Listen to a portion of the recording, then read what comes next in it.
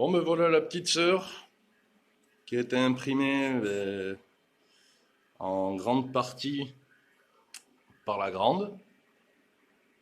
Voilà. Bon, bien sûr, les plaques en alu, elle les a pas imprimées. Là. Alors, ça fait quand même une jolie petite zone d'impression. Là, on voit que la diagonale, elle est à fond à l'horizontale. Je voudrais pas qu'elle aille plus à l'équerre. Donc, je m'arrête là. On a à peu près 19 cm, 18,9 d'auteur d'impression. C'est quand même un beau volume. Sur 150 de diamètre. C'est pas très très grand, mais pour des pièces de précision, ça peut être intéressant.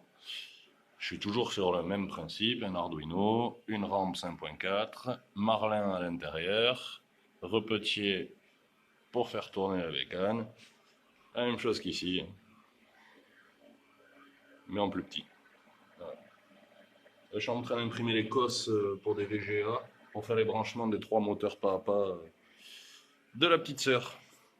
Bon, eh bien, je vais la tester. Tout premier essai. Eh bien,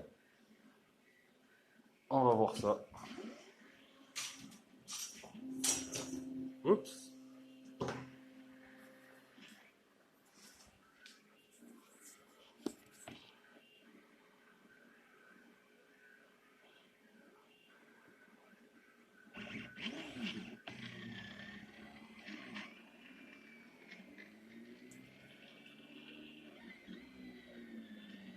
Ça m'a l'air pas mal du tout.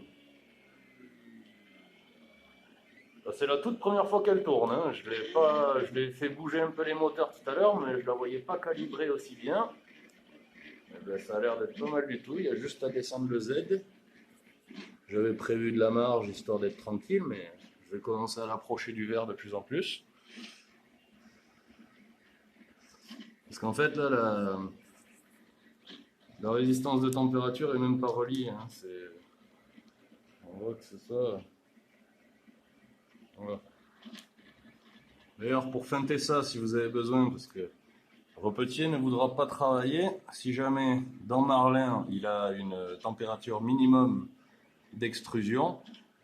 Repetier trouvera une erreur et il ne voudra pas travailler. Alors pour feinter ça, au lieu d'avoir en bas là, vous auriez une commande M999 quand vous testez les moteurs à vide, parce qu'il n'y a pas de sonde de température ou qui ne capte pas qu'elle est chaude. Sans faire chauffer la buse, on met une résistance. Orange, orange, marron, c'est très bien. On a 232 degrés.